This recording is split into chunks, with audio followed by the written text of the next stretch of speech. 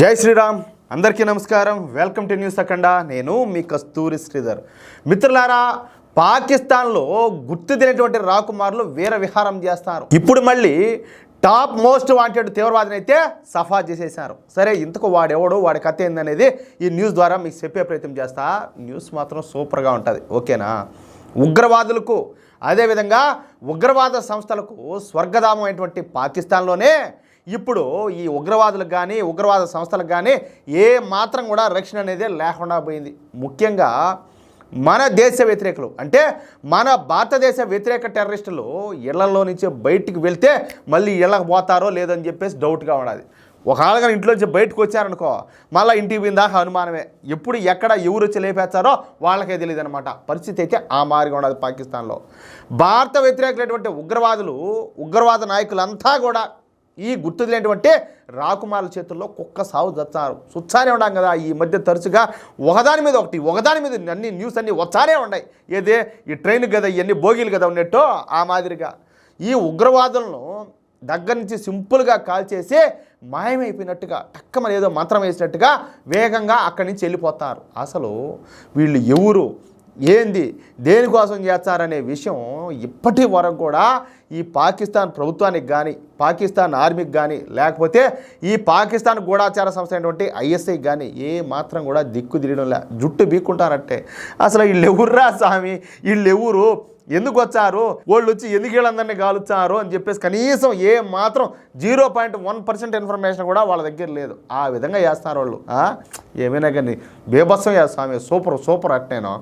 తాజాగా మరొకసారి ఈ గుర్తు తెలియనటువంటి రాకుమారులు మరొక భారత వ్యతిరేక ఉగ్రవాదిని అయితే లేపేశారు. మీరందరూ కూడా వినే ఉంటారు. ఉగ్రవాద సంస్థ జైషే మహమ్మద్. ఇది పాకిస్తాన్లో ఒక టాప్ మోస్ట్ టెర్రరిస్ట్ సంస్థ అనమాట. దీని అధినేత, అదేవిధంగా భారతదేశానికి బద్ధ శత్రువు, అలాగే అంతర్జాతీయ ఉగ్రవాది అయినటువంటి మౌలానా మసూద్ అజర్, వీడి సమీప బంధువు మౌలానా ఐజాజ్ అబీద్ను మన గుర్తు తెలియనటువంటి రాకుమారులు అంతమొందించారు. పాకిస్తాన్ రాడికల్ ఇస్లామిస్ట్గా ఈ ఐజాజ్ అబీద్కు బాగా పేరున్నది. ఎక్కడ? ఈ పాకిస్తాన్లో. వీడు ఈ జైషే మహమ్మద్ కోసం కీలక రిక్రూటర్గా ఉన్నాడనమాట. అంటే అమాయకులైనటువంటి ఈ ముస్లిం యువతను తీసుకొని పోయి వాళ్లకు లేనిపోని విషయాన్నంతా నూరిపోసి భారతదేశానికి వ్యతిరేకంగా, అదేవిధంగా ముస్లిమేతరులకు వ్యతిరేకంగా ఇదంతా కూడా వాళ్ళని రెచ్చగొట్టి వాళ్ళను తీవ్రవాదులుగా మార్చి అక్కడ జాయిన్ చేపిస్తారనమాట. అర్థమవుతుందా?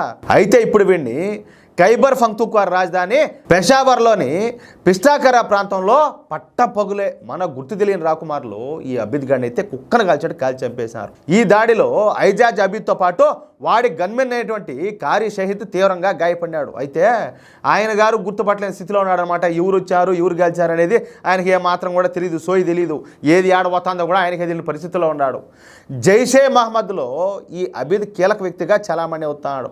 అదేవిధంగా హిందువులు, యూదులు, క్రైస్తవులపైన నిత్యం, అంటే ప్రతిరోజు కూడా ఈ వ్యతిరేకత అయితే వ్యక్తం చేసేవాడు అనమాట. ఈ విధంగా వ్యతిరేక బోధనలన్నీ కూడా చేసి ఈ అమాయకులైనటువంటి ముస్లిం యువతనందరినీ కూడా రెచ్చగొట్టి వాళ్ళ తీవ్రవాదులుగా మార్చి వాళ్ళ తీసుకుపోయి ఈ ఉగ్రవాద సంస్థలో చేర్పిస్తూ ఉన్నాడు. యువతను తన ప్రసంగాలతో ఈ రాడికలైజ్ చేసి ఉగ్రవాదులుగా మార్చేస్తూ ఉన్నాడు. ఈ జైషే మహమ్మద్తో పాటుగా అహ్లే ఏ సున్నత్ వాల్ జమాత్ అనే మత ఛాందస్వాద సంస్థకు ఈ అబీద్ గాడు బాగా కావాల్సినాడు అనమాట. దీంతోపాటు అంతర్జాతీయ ఖత్మియే నబువత్ ఉద్యమానికి పాకిస్తాన్లో ఈయన గారు ప్రాంతీయ అధిపతిగా పనిచేస్తానంట. ఏమి పేర్లు, ఏమి ఏళ్ళ పెండాకుళ్ళు, ఆ పేర్లు చెప్పాలంటేనే నాకు నోరు తిరిగి సావడంలే. ఆ మారి ఉన్నాయి ఆ పేర్లు.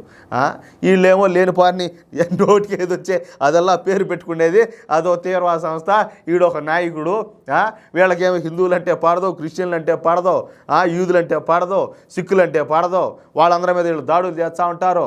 భారతదేశం మీద వ్యతిరేకతతో వచ్చి భారతదేశం మీద దాడులు చేయాలనుకుంటారు. వీళ్ళేమో ఇప్పుడు ఈ గుర్తు తెలియని రాకుమారి చేతిలో కుక్క సాగు చచ్చారు. అర్థమవుతుందా? పెషావర్లోని పిస్టాకరా ప్రాంతంలో ఒక మసీదులో ప్రార్థనలు చేసుకుని బయటకు వస్తున్న సమయంలో మన గుర్తు తెలియని రాకుమారులు జరిపినటువంటి మెరుపు దాడిలో ఈ మౌలానా మసూద్ అజర్ బంధువైనటువంటి ఈ మౌలానా ఐజాజ్ అబీద్ గాడు హతమైపోయినాడు. ఇక ఎప్పటిలాగానే మన గుర్తు తెలియని రాకుమారులు వచ్చిన పని ఎంచక్కా పూర్తి చేసుకొని అక్కడి నుంచి మాయమైపోయినారంట. అయితే ఈ టెర్రరిస్ట్ నాయకులపైన జరుగుతున్నటువంటి వరుస దాడులతో ఏమి చేయాలో అర్థం కాక, ఏమి చేయలేక చావదచ్చి ఈ పాకిస్తాన్ ప్రభుత్వం, అదేవిధంగా ఈ పాకిస్తాన్ ఆర్మీ, అదేవిధంగా పాకిస్తాన్ గూఢాచార అధికార సంస్థ అయినటువంటి ISI తల బాదుకు సచ్చాలి. ఇదేం ఇంతటితో ఆగదు. ఈ పాకిస్తాన్లో భారత వ్యతిరేక శక్తులు, హిందూ వ్యతిరేక శక్తులు ఎంతమంది అయితే ఉన్నారో అంతమందిని కూడా సఫా ఏం లే, మొత్తం సాఫ్ అయిపోతారు. అది మాత్రం ఖాయం. ఇంతకుముందు అంతా ఏం జరుగుతూ ఉంది, ఈ పాకిస్తాన్ నుంచి ఈ తీవ్రవాద ముడాకుడుకులంతా వచ్చి మన దేశంలోకి వచ్చి మన దేశంలో బాంబులు పెట్టడం, మన వాళ్ళ మీద కలుపులు జరపడం, ఇవన్నీ కూడా చేస్తూ ఉన్నారు. ఇప్పుడు పరిస్థితి ఎట్టున్నదంటే ఈ గుర్తు తెలియని రాకుమార్ చేతుల్లో ఈ పాకిస్తాన్లోని వీళ్ళంతా కూడా కుక్క సాగు చచ్చారు.